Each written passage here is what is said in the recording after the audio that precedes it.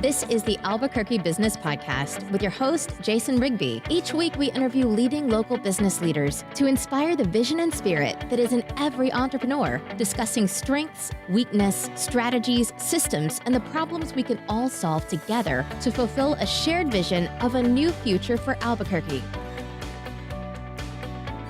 Hi, my name is Jason Rigby, and welcome to the Albuquerque Business Podcast. Today on our show, we have a very special guest. I don't want to give it away, but we are going to be talking about your online data. We're going to be talking about business here in Albuquerque and how big data affects you, your life, and your business. This podcast has been brought to you by 99.9 The Beat FM. If you live in the Albuquerque area, make sure you tune into 99.9 FM. And we also want to thank Duke City Marketing. You can go to www.dukecitymarketing.com. If you're looking for Snapchat ads or Instagram, Facebook, whatever it may be, SEO, we'd love to be able to help you with that. Go to www.dukecitymarketing.com. So today we have, I want to make sure I say this right, it's RS21. That's correct. And you're the president and CEO, Charles Rath. Yep. And I want to go into starting with you a little bit about big data and the reputation that we have, because I know everybody, when they think about that, when you say you're a data company and you're online, a lot of people don't understand that. So can you explain your company a little bit? Sure. So we solve the most complex problems in the world with data. We try to make a positive impact in the world by studying a problem, understanding the information that's available in the world to help solve it. And then we create platforms to interact with the information. So we try to take the gut instinct out of decision making, make it objective and data driven. Oh, okay, cool. And is it different organizations? Is it, I know before the show started, we were talking about the medical industry. Yeah, so we do a lot of work in healthcare, right? Helping healthcare organizations understand how to deliver better care to their patients, understand what their needs might be. We work with governments to try to solve crime issues. We work with renewable energy companies. We're working with a great company here in New Mexico called GoStation. Oh, cool. We're helping them find the best location for their electric charging stations for electric vehicles. So, there's two sides to every coin, and data is out there, and you can either use it for good or you can use it for evil, and we choose to use it for good. Right. Yeah, I know. That's what I was reading an article, and they were talking about data fatigue, like in the sense of there's so much data out there and it's all around us, but from our vehicles and that, and that's going to be something that I think that's going to be even more we're going to see with sensors on the vehicles. Oh yeah. So 90% of the world's data was created in the last 2 years. Wow. And we're just getting started with how we use all that information to improve lives. Yeah. And I know on the medical side of things, they were saying, because I know there's a term called machine learning where they were actually taking all this data from different x-rays, and these computers were and you know more about this than I do, but these computers were actually learning and seeing and being able to spot things on an x-ray that even quicker than a doctor or someone else could. Oh yeah. I mean, the advancements in high-powered computing combined with these big data science algorithms, machine learning algorithms, they just open up all kinds of new opportunities for how we understand the human body, understand the world, the environment, behavior, and we can do great things with it. Oh, that's awesome. Yeah, they were. I was listening to another podcast, and they were talking about even to the sense of in the home, with going from having wearables and then having all that data from tens of thousands of people, and then it sounds creepy, but locations where you're going, what food you're eating at the restaurants that you're at, all of that, and then to when you even use the restroom, there'll be an analysis on that where they can predict 2 years from now.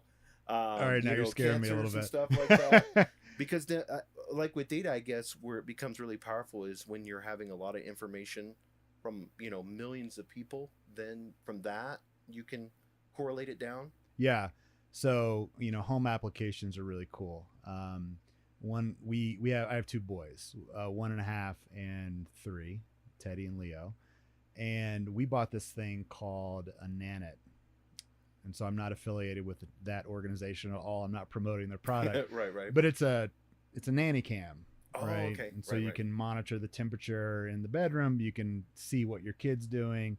But this what's cool about this camera is that it actually can tell when the baby is awake, when it's asleep, when it's tossing and turning. Oh, that's And the awesome. next morning, it actually shows you a visualization of everything that happened that night, right? Oh, that's But awesome. then it takes it a step further and it says, hey, we're noticing that over the last 7 days, your baby has, been up between the hours of 2 and 3. For better sleep, we would recommend feeding him 45 minutes later. Oh, see Or that? Yeah, that's amazing. That's where data is going to be so useful. Oh, absolutely. And, it can be used to, on your thermostat, based on your behavior and your patterns, it can predict when the house should be warm or cold, thereby, reducing your power bill. Of course, data helps Netflix determine what shows we might want to watch, Right. which in the beginning we were all creeped out by, but now we're kind of like, wow, I do like that show. Right, right. Or we're on Facebook and, their machine learning algorithms are telling us what pants we may want to buy. In the beginning, it was kind of like, well, how did you know that I might be interested in buying those pants? Now we're kind of used to it. Right, It's like, right. yeah, thanks.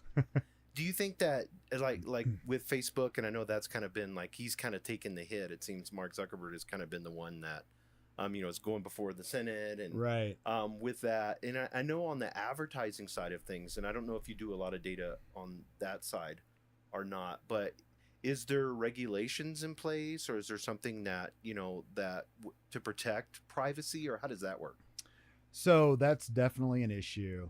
And I think the 2018 election, 2016 election highlighted how, your information could be exploited for a reason that you didn't even know. And I think those of us that are in this industry, we have an obligation to be transparent about how we're using information. And I think there's definitely a role for legislation to ensure that people are protected. Because like I said earlier, data's not going anywhere. Right. I mean, we're not getting off the grid. The pace Right, of right. digitalization, I mean, everything is becoming digitized, from Right. how we get around with Uber. That's all data that's being collected, how we're ordering our groceries, Right. how people are taking tests in the hospital. Data's not going anywhere, but we do have an obligation to protect privacy and make sure the data is being used for good. Yeah, and I think it's so funny. Speaking with the X-rays, I was talking to somebody, and they're like, I'm creeped out with data and all this, but it's like, given the option when you're sitting there laying in bed, and they said, "Would you like this computers to scan your X-rays and see if they could maybe get something, maybe the doctors missed?" I think 100% we'd all say yes. Yes. So I mean, in our lives, and then with the nanny cameras, like you said, or the wearables that tell our sleep patterns, Right. all those different things. What because I want to get back to your company a little bit. Yeah. And like with crime, because I know everybody here in Albuquerque is like that's the issue right now. Yeah. How could data help us with crime? All kinds of applications. Data can help us understand crime patterns.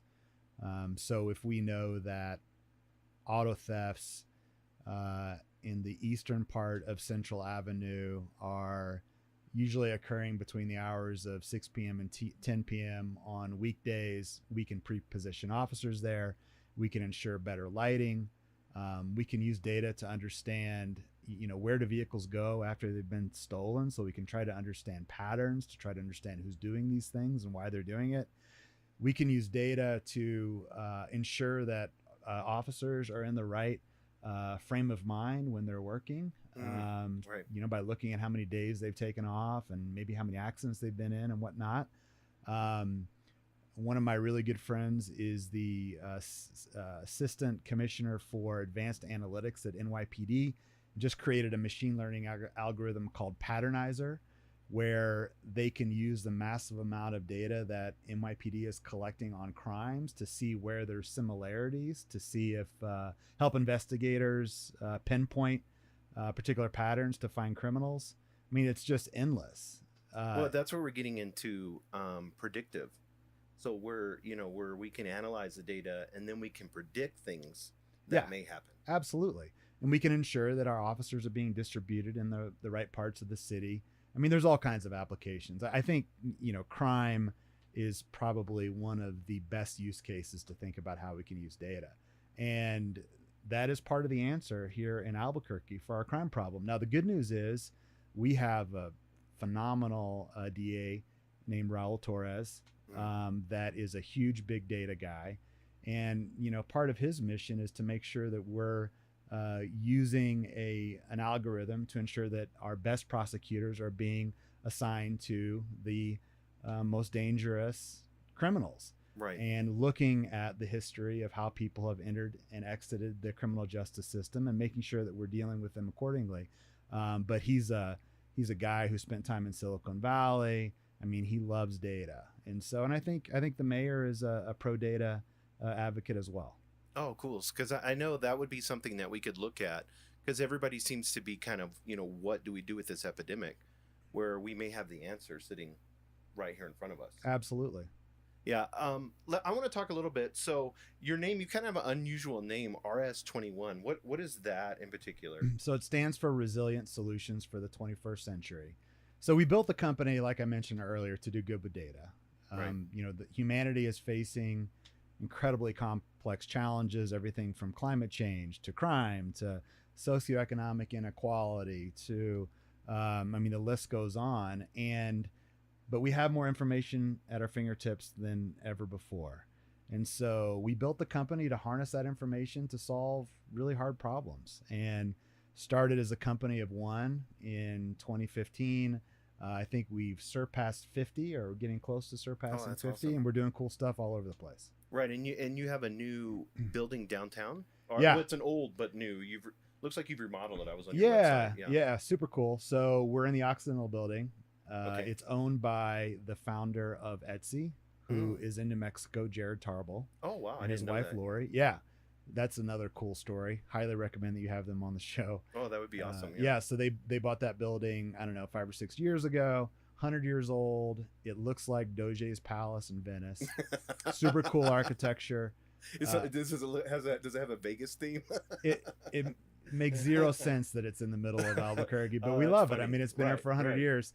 It has these really cool windows, and it's funky and quirky, and it's downtown, and that's where we want to be, and that's where our people want to be. And so we moved in there in February, and we are slowly taking over the second floor, which is about 13,000 square feet. Oh, wow. Yeah. So that's exciting. So I want to kind of get into a little bit, because this is unfortunately unusual when you see companies, especially tech companies here in New Mexico. That seems to be, like a rub. I've talked to a lot of business leaders, and, companies come or they go. I know Facebook's in Los Lunas now. But as far as you being a tech company here, especially in downtown Albuquerque, have you faced any hurdles, or have you had any issues, or have they been pro your business? Yeah, I mean, we have been embraced wholeheartedly by the city. Oh, perfect.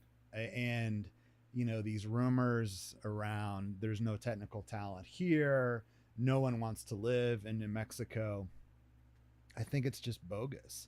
We've had no problem finding great developers, great data scientists. There's a rich history here in New Mexico of technology and art as well. We've got the national laboratories here, Los Alamos and Sandia and Intel. And it's not a matter of this place not accepting tech companies or not being well equipped for tech companies. I think it's just a matter of belief.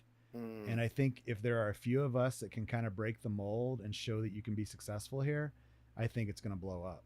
Yeah, that's awesome. And it's a demonstration of what you've done. And because you said you had one employee in... Yeah, that was me. In 2015? In 2015, yeah. Wow, that's amazing. Yeah. So what are some of the things right now that you guys are working on? Because we'll get into the employees here in a little bit, because there's some exciting news that you have on that I love about downtown. But what are some of the things that you're working on currently, projects that you can talk about that would help the city or help New Mexico in general? I know you talked about alternative energy. Yeah, so that project is a big one. We are working on a project with the city to make sure that it's allocating its resources where they are needed most, to either help youth or drive down crime or improve education. We have worked with the APD on a early intervention system to make sure that police officers are in the right state of mind for the job, and being rewarded for good performance. We are doing projects around disaster management, which it's not as relevant here in New Mexico because we have such wonderful weather, and we don't have a lot of natural disasters, but we're doing a lot of work along the East Coast, preparing cities for hurricanes, using a lot of big data and predictive algorithms to, for example, give infrastructure owners like a hospital owner information days out before a hurricane hits to say, hey, right now, based on this hurricane that's looming out in the Atlantic Ocean, you have a 50% chance of having a foot of flooding and an 80% chance of losing electricity. You probably need to start taking action now. So everything we do, we believe in. It's remarkable. We're about to kick off a project with the UNM Comprehensive Cancer Center to help them make better use of their data and their research data and all the information they've collected over the last several decades. It's an exciting time to be at RS21. Yeah, is now when you talk about that, like all the data that's being collected over 10, 15, 20 years, and then you talked about we're getting more data than we've ever had in the last 2 years. Yeah. Well, how does that play a role? Is it just a matter of you guys, and I don't want to get too technical in it, but it's just a matter of you guys taking all that data and then from there putting into these, we always think of these big supercomputers or... Yeah, more or less. You can easily drown in data. So a lot of what we do with our customers is really help them really tightly define what are the problems that you're trying to solve. What are the insights that you'd like to get from this data to make better decisions? But once we have that, we go out and we collect a bunch of data, we bring it in, we analyze it, and then we make it available through very easy to use interactive platforms that are super cool. When I started the company 4 years ago, I'm a data nerd, right? And those are my people. And I wanted to start this data company, but I realized pretty early on that no one was going to pay attention to what we were doing unless it was visually inspiring. People watch these movies like, Minority Report or Iron Man or whatever, and you present this really cool analysis and they're like, I don't understand it. Right. And so we actually started stocking Hollywood designers off movies like The Martian and Iron Man and Guardians of the Galaxy. And we just kind of cold call them and be like, hey, the data that you visualized in your last movie was super cool. Would you like to actually use real data, do it for real? And as it turns out, a lot of these designers are freelancers. And so we were able to build this kind of team of Hollywood designers who kind of help the company get started in our early days. So our data science is rigorous and it's big data and it's solving really complex problems, but it's presented in a way that a non-technical audience can interact with it and understand it. It's super important. Yeah, because we always look at dashboards, and then it can be as you can look at an Excel and that just doesn't excite you, an Excel sheet. Exactly. But if it's 3D and that's and it's easy to interact with, you're going to get a lot more insights out of it. You're going to pay more attention to what it's telling you, and so we focus a lot on that. We have on our team user experience experts that are literally the world's best at understanding how the human mind processes information on a screen. Oh, that's awesome. Yeah. So let's get a little bit into, if you don't mind, I want to kind of get into, because basically you were one employee and it was you. So I kind of want to get into a little bit of entrepreneurship, because I always like to encourage those that are out there. I mean, there are a lot of people that are in your shoes right now, sitting here in New Mexico, and they have a dream or they have an idea, or there's something. You said you were a data geek guy. If we start at the very beginning, what caused you to want to, I mean, we all say insanity, but what caused you to want to start a company? I think you have to have a vision. I think you have to have some sense of what you want to accomplish in the world, whether it be you want to be the world's best car detailer, or you want to be a movie star, or you want to be a data company. You have to have a vision for what that looks like, what that feels like. Who are your clients? How much money are you making? What do your employees do? Where's your building? I think having that vision, when I talk to other successful entrepreneurs, is super important. I feel like if you can't visualize it and you can't feel it, Oh, yeah, that's You good. can't Yeah. really make strides towards it. So you're like actually visualize a building that you would want to be in and visualize the employees that you're going to be Absolutely. having. And what you're going to be doing every day. Right. And what your clients are going to be asking you to do. All of that. Visualization I'm big on it. And so once you have the visualization, then it's a matter of laying out the plan for how you're going to make this happen. And one of the attributes that I think is super important is humility and realizing what you know and what you don't know. That's another attribute that you'll see from successful entrepreneurs. So for me, I didn't know anything about starting a business when I started RS21, but I'd met a couple of guys along the way that I knew did. And so I approached them and said, hey, I've got this vision. I've got an idea, but I realize that I've never started a business before. I don't know anything about standing up a financial management system or an HR system or how to invoice a customer or how to, pay taxes or whatever the case may be. And so we went into business together. They brought that knowledge, decades of CEO experience. I brought the vision. And so we were able to make it happen, but you've got to be humble. And I see so many people who they have an idea and they start out trying to pursue that idea without really knowing, and they waste so much time when all they had to do was just set up a meeting with someone and go ask questions and be vulnerable and say, I don't know what the hell I'm doing. Right. Yeah. And I think that humility is a trait, because a lot of times we could be so prideful in that vision can be in us, so strong that having that dichotomy, that balance of where we're looking at and saying, okay, where can I learn from? And I think that's what you're saying is the most important thing that you can do is always be learning. And that's why it's great to be an entrepreneur right now in New Mexico, because if you're in Silicon Valley or you're in New York or you're in Chicago or you're in Dallas, there's 10,000 people just like you that have an idea and they're trying to make it happen, right? You try to call influential people or knowledgeable people, you're probably not going to get a call back. Right. But here in New Mexico, you can get in touch with anyone. You're 1 degree away from anyone. Right. You want to get in touch with the mayor's people, you're probably going to get a call back. You want to get in touch with the CEO of RS21, I'm going to call you back. right. I mean, it's the beauty of being in this smaller up and coming entrepreneurial ecosystem. And I've benefited from it greatly. And I think that's something that can be helpful and hopeful for those that are out there right now. What are some of the things when you first started out, some of the struggles that you had in the beginning? So we thought we were going to do like $500,000 in business our first year. We did like 60. And so I hear that so often. Yeah. Everybody does that. Yeah. Right. So that was forecasting. Tough. Yeah, that was tough. That was an eye opener.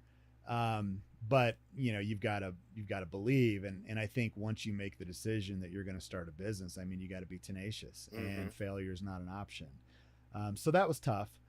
Also in the beginning, while there are people that will run to your side and support you, a lot of people won't take your call. And, in the beginning, we didn't have a book of business. It was just me being like, hey, I don't have anything to show you, but believe me, I can help you make better decisions with your data, right? So you don't have that past experience. So getting people to trust you in the beginning is really tough. And that's your clients, but also that, if you want a loan, you've got to convince people to give you a loan. Right. If you want to hire employees, you've got to convince them to come and work for you. Right. And so that credibility gap in the beginning is tough to get through. What do you think that was instrumental for you getting through that gap? And because obviously, I mean, you've got the employees, you've got, you're succeeding. What do you think helped the most?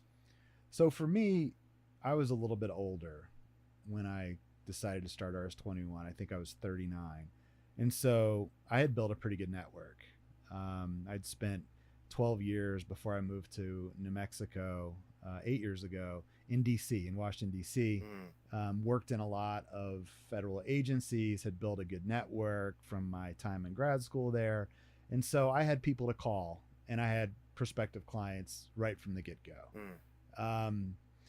And so that helped me a lot. But I think one of the things that was important, what you just said, is stay in your wheelhouse too. Yeah. If you're doing something now if you're working for an employer now and you're looking at becoming an entrepreneur, and you feel like you're an expert in this area, so many people want to go 180 out of that. Yeah. And it's always funny to me, you know, I see that over and over again. It's like, you're an expert in this area. Like you said, you're in Washington, D.C. for 8 years.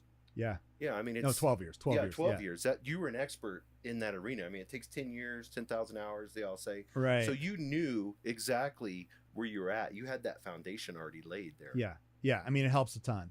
Although I'll say that, you know, I have a lot of friends that have been successful starting businesses that they didn't know anything about that particular domain. But what they were really smart at is finding people to run it for them. I mean, they have that kind of innate skill to say, hey, you know, I don't know anything about opening a green chili cheeseburger shop, but Larry does. Right. Exactly. And, you know, I can help him from a business perspective, and he can run the burger shop, and we'll be just fine. Yeah, I think a lot of successful business owners are that way. You see them with multiple businesses like that. Yeah. You know, not just one that are in there. So, you know, the good things here in New Mexico, as far as, like you said, the competition level. I mean, I moved from Seattle, so I see it too. But the competition level is low. How do you think, did that help or hurt you long term? You know, now we're looking back and seeing it. I think it helped me. Okay. I mean, people were rooting for us from the get-go.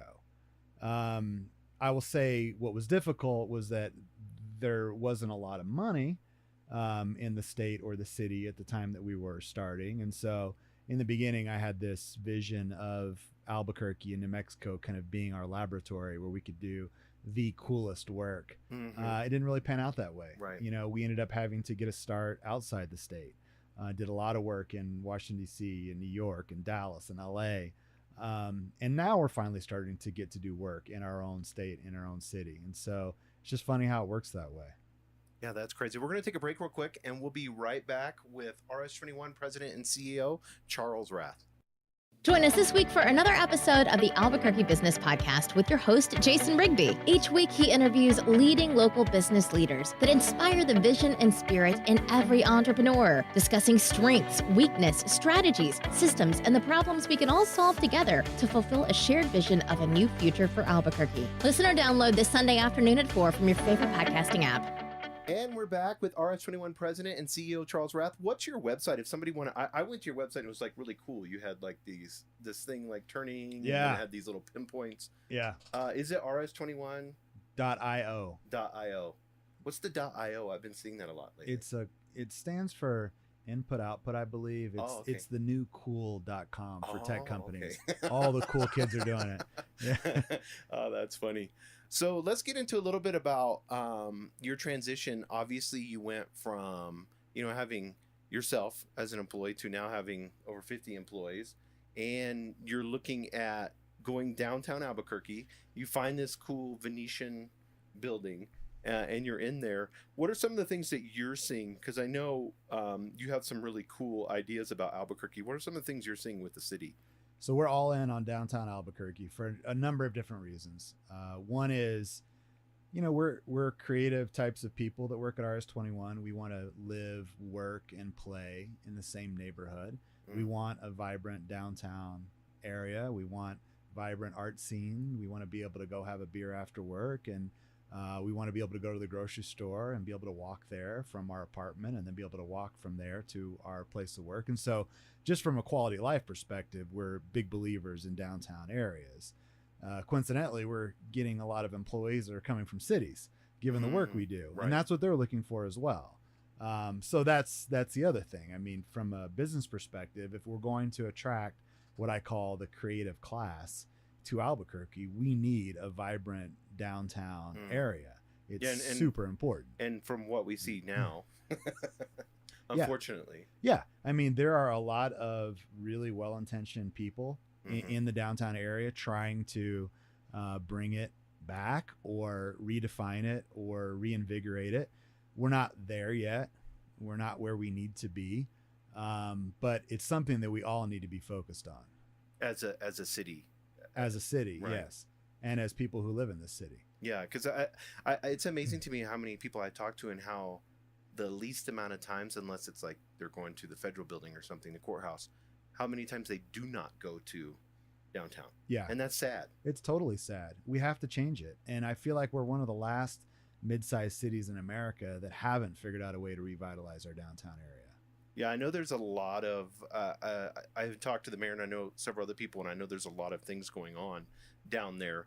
Is there anything that you're seeing? I mean, your business being actually down there, is there anything that other business owners could do? What encouraged you to move down there? I mean, frankly, it was our people. I mean, they believe in a vibrant downtown area and they want to be part of the solution and not the problem. Business owners have to have the courage to move down there, to live down there, to make it happen. Right. And I know the mayor believes in revitalizing downtown, as do his administration, and they're doing things, but they can't go at it alone. Right. It's going to take the entire community to turn that area around. And so we talk the talk, but we try to walk the walk as well. And so we've done a few different things to play our part in revitalizing downtown. One is we moved into an older historical building and we started to revitalize it. Right. Second thing we did is we said, hey, employees, if you want to live downtown, we're actually going to give you a housing stipend. And so we pay $350 a month for any employee that wants to live in that area for their housing. That's awesome. Yeah, that's unheard of. You don't hear that here. So you actually give them an extra $350. Yeah. If they choose to live downtown. Absolutely. Absolutely. Imagine imagine the business owners out there, if they would move their businesses there and do something like that. I mean, do you know of anyone else that's doing that? Nope. But I would love to talk to any business owners about how we did it, why it makes sense, both from a business perspective and from the One Albuquerque perspective. That's amazing. Well, I kind of want to get into a little bit, if you don't mind, because I kind of want to pick your brain on this. If there's a new entrepreneur out there, what advice would you give to them in the sense of if they're discouraged right now? I know we've all been there, and I see that a lot when I'm out there networking and I talk to people. They seem to be like on that brink of, I don't know if I should be doing this or not. Where am I at? What advice would you give to somebody that's at that level right now? Well, I think the first thing is to be introspective and objective. And what I mean by that is, you need to take a step back and look at yourself and look at your business and try to figure out why it's not successful. You might have the best idea in the world, but maybe you're not marketing to the right people, right, or in the right way. Maybe you need some additional capital to be able to buy some piece of equipment to be able to actually deliver value. Maybe you are doing something that's completely outdated. And so I think first and foremost, you got to take a step back and be real with yourself and say, what's going on? The second thing I would say is to be humble and not be afraid to ask someone for help. And help can come in many forms. One that I like to rely on is just ideas and a conversation. Right. And let's go have a beer at Marble and let me talk to you about my business, where I'm at right now, and what do you see and what do you recommend? And you'd be surprised, particularly when you make that leap to become a business owner, how much people will support you and how much time they will give you, especially if they've been on that journey themselves. Right. Yeah. And I think that's something that sitting at your house, we talked about Netflix earlier, them pinpointing what you want to watch, but sitting at your house, binge watching Netflix, deciding whether you want to be in business or not, just get out there. Yeah. Go out there and meet people, talk to them, have meetings, and you'll be surprised what just that, that friction of you not wanting to do it. That's what I always tell myself. If there's something I don't want to do, usually I just go do it. Yeah. It works in all of life. Yes. No, I agree 100%. And talk to people. And it doesn't necessarily have to be, you don't have to get a meeting with Jeff Bezos or Mark Zuckerberg to bounce ideas off of them. I think Jeff Bezos, isn't he busy right now? Yeah. He seems to have a couple of issues going on at the moment. Yes, exactly. Yeah. But one of the things I always like to ask my guests, Charles, is superpowers. If you could put something out there that was a superpower that has helped you become successful, something that you believe that you have inside of you that has helped you be where you're at today, what would that be? Wow. That's an awesome question. I'm going to go back to the ability to visualize.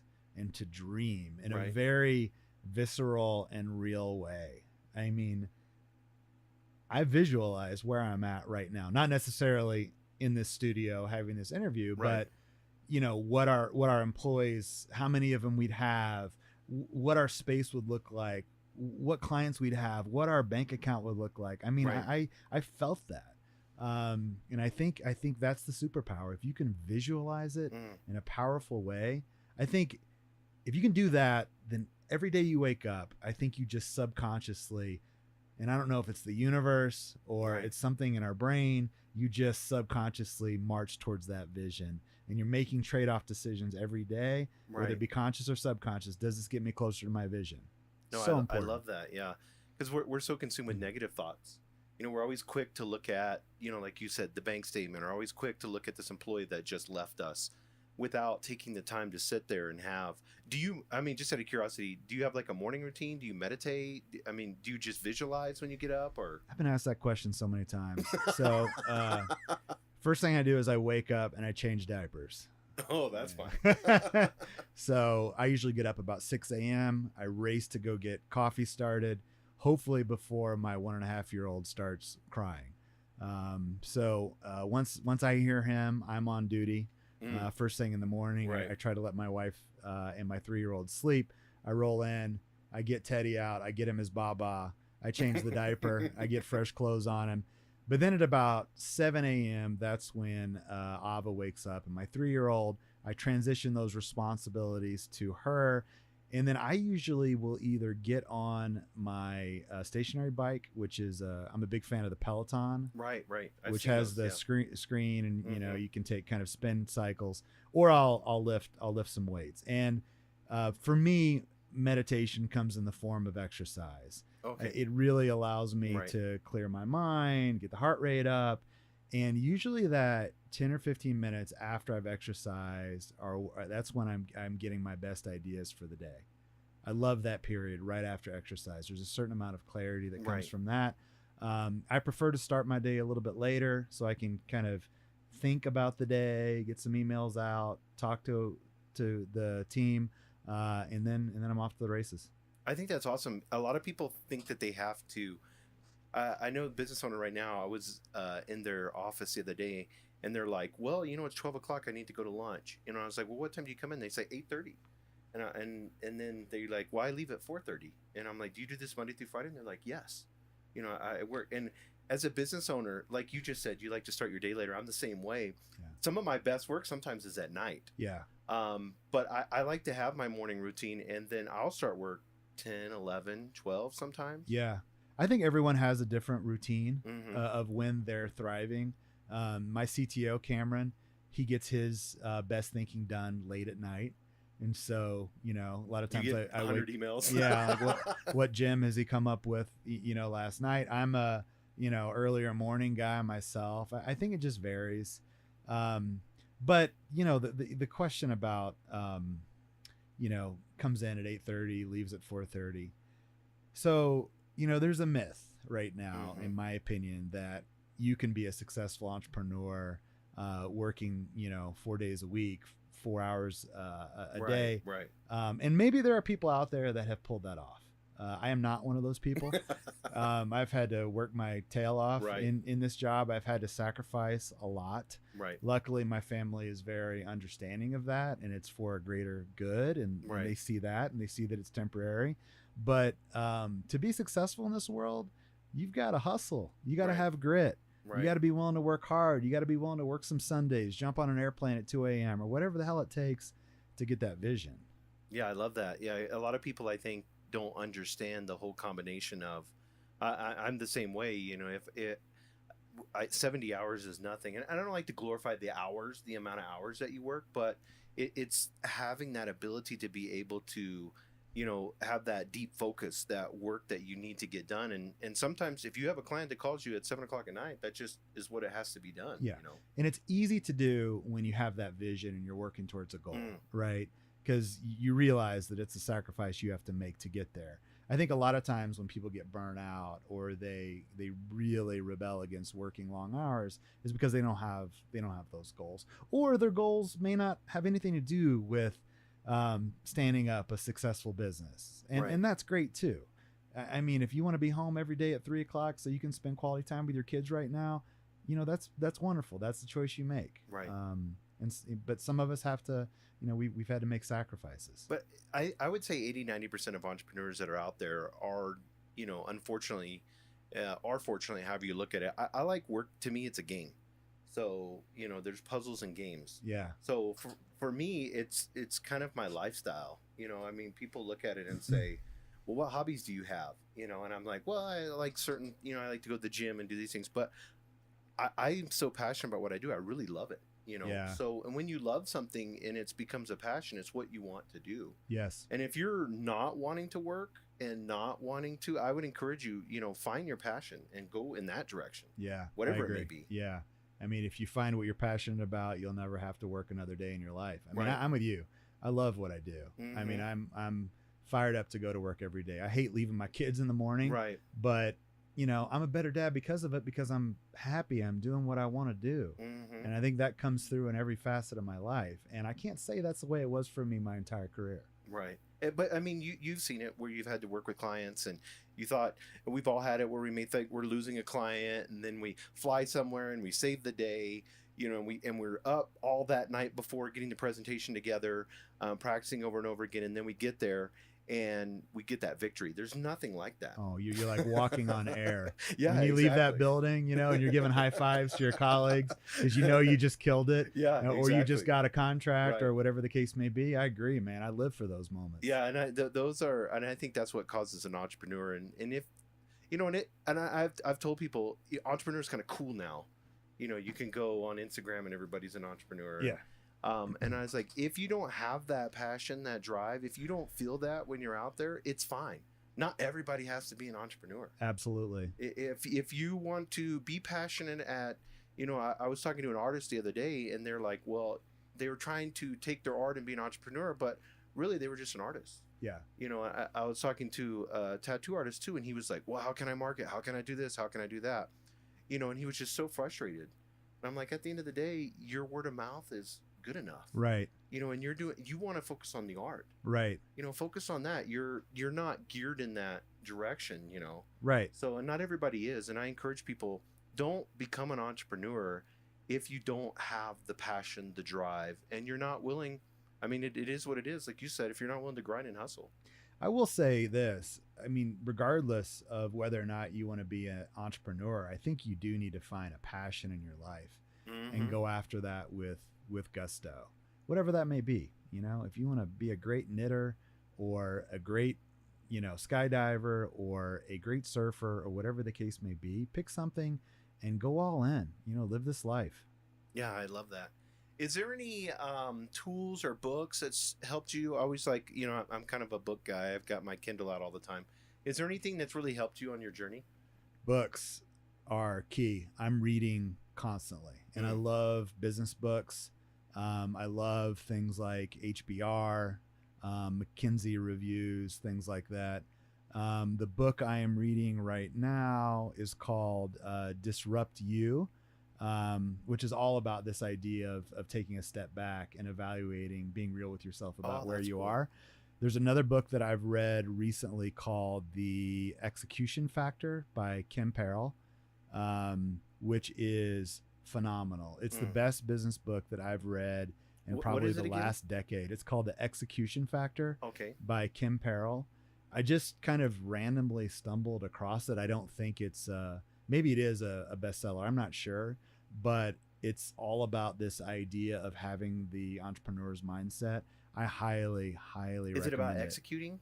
Like, it's about what does it take to be successful, right? What is the mindset? How do you articulate your goals? How do you think about your day? How do you ensure that you're making action? How do you inspire a team? How do you inspire a customer? I mean, I love it. It's a great book. I'll have to get that one. Check it out for read sure. That one. Yeah, that put it on the list. Yeah, I'll put it on the list. Well, cool. Is there any other, do you have like certain tools? Is there anything you use to keep organized? Do you use Google Calendar or how? Yeah, that's a great point also. So I think another piece of advice in terms of being a successful entrepreneur is you have to realize what your strengths and what your weaknesses are. And you need to capitalize on your strengths and you need to find other people or other ways to compensate for your weaknesses. I, by nature, am not a very organized person. I'm an idea person. I like to think of a big idea, get others inspired to implement it, check in along the way, and then I'm Right. off to my next idea. Right. So I learned early on that if I was going to be successful, I needed to find people that complemented my strengths. And so, like Missy Rogers, who's my COO, she is very detail oriented. She's list oriented. She makes sure that we are getting payroll out on time, that we're invoicing on time, that we're paying our taxes on time, all that stuff. And then I have an EA, Molly, who manages my schedule, and she's on me if I'm running late or I have forgotten about a meeting or whatever the case may be. So they keep me in check, but I think it's important that you acknowledge your strengths and your weaknesses. Yeah, and I think there's business owners that are out there that say, "Oh, I can handle it." But at the end of the day, I'm the same way as you in the sense of you don't try it because you won't understand the freedom that you have. Because there's nothing worse than you sitting in a meeting not being present because you want to grab your phone because you want to look because you don't remember if you're supposed to do a phone call in 15 minutes or not. Right. You know, where if you know and have it all scheduled out and it's sit there for you, like I have it presented to me. Here's my day. Yeah. Here's what's going to go down. Yeah. So then I can review my day. I know exactly where it's at. I can pop it up on my app. I know what the team is doing, and that's all organized for me. And I think, and from what I mean, obviously, systems are a huge part of your business, as I can see. Yeah. So, we use all kinds of tools to kind of organize our projects. We use a tool called Slack, which allows you to, go to different categories and collaborate in an organized way. So, I just came back from Southeast Asia. I was able to monitor everything the company was doing across, awesome. I think we probably have 15 or 20 projects going on right now. If I want to check in on what's going on with our project on the electric grid, just pop into that area and see everything that's going on. So yeah, technology is a great enabler now. Yeah, I think that's hugely important, and get involved in that. I mean, everybody always looks at it and says, well, I barely cut on the computer. I'm so busy. But, understanding that you getting yourself organized will be an inspiration to your employees, because if they see that you're not organized, then you can see that trickle down. Oh, absolutely. And it goes back to the point we were making earlier. People have figured out how to do these things. Go ask them. What calendar do you use? How do you keep yourself organized? What's your method? What's your system? People are eager to share whatever they've figured out in this world. No, I love that. Yeah. So what are you doing now to ensure that you're growing and developing as not just a business owner, but your business? What is the future for RS21? Future's bright. I mean, we've doubled our revenue for the last 3 years. We're on pace to double our revenue again. We are trying to figure out ways to make ourselves more efficient, allow ourselves to ingest bigger sets of data, more complex data. But the cool thing about what's happening now for us, particularly in Albuquerque, is that people are catching wind of what we're doing, both in state and out of state. And suddenly we're getting these super passionate people that are talented on our doorstep being like, hey, I want to join this company. I want to be part of the movement. And so similarly, we're getting, customers now that, in the first couple of years, you are pushing a lot. You're not, you're not pulling a lot of customers in. Now suddenly it's word of mouth, and it's like, wow, I didn't see that coming out of the blue. And we're developing a reputation for working on big, complex projects that are going to have a positive impact in the world. And it's great. We opened an office in DC last year. We're considering opening office in Southeast Asia. We're very ambitious. We want to be a global brand. We want to bring thousands of jobs to downtown Albuquerque. And, we want to be the first tech company to really put this place on the map. That's awesome. I love the word that you use, the movement. Yeah. And I think that's the pulling. Yeah. Is that people want to be a part of. I'm going to ask you one last question, then I know you've got to go to another interview, but work culture. And you just use the word movement. What advice could you give a business owner about the way that, the vibe that they have, the culture that they have, with their employees? Yeah. I mean, it's a great question. I mean, you have to define what you want that to be. For me, we defined our values and what we wanted our culture to be. We want to do good with data. We want to be real. Our organization is very flat. The best idea goes forward. If we're working on a complex problem and our office manager pops in the office and sees something that's inconsistent, we want to empower her to say something. That's good. And it doesn't matter if you are the CEO of the company or an intern. Right. In terms of the idea game, everyone's equal. And so, for us, that's super important. We have a laid back work atmosphere. We don't require people to dress up. For me, I personally don't care where people work. And I think that goes over really well for our culture because we do a lot of computer programming. So people can work at a brewery or a coffee shop or on top of the Sandias. It doesn't matter. Right. But you got to define what you want that to be up front. I don't think it necessarily happens 100% organically. Right. Because everybody always thinks about these cool. I was in, I think it was Fort Collins, and there's some breweries there, and they were talking about one of the ones they were talking about. The amount that they're paying their employees is not that much, but then people are just on the door knocking, wanting to, because the work culture is so amazing. Yeah. So a business owner that's starting out that may not have the funds, make it a cool place to work. Absolutely. It's simple to do. Yeah, it is. And, for us, work on meaningful things. Take work that you believe in. And so, I think that's been key to our success. That's awesome. Well, I want to thank you, Mr. Rath. I appreciate what you're doing. I appreciate what you're doing downtown Albuquerque and the leadership that you're taking in that. Also, I want to thank you for the visualization part, because I think for me, we forget about that as a business owner. I haven't took that step forward yet, because we get comfortable in where we're at. Yeah. But actually visualizing and seeing what the future could hold, I'm going to do that. So I want to thank you for that. Oh, I appreciate it. Well, thank you for what you're doing. I think it's amazing to get the word out about what people are doing in this city that we all love. And so I can't wait to tune in and hear what some of your other guests have had to say. Awesome. Well, thank you guys. Appreciate it for being on the show today. And please download. You can download it or subscribe in iTunes, Spotify, Radio Nation. You can also go to our website at abqpodcast.com. That's abqpodcast.com. Thanks and have a great day.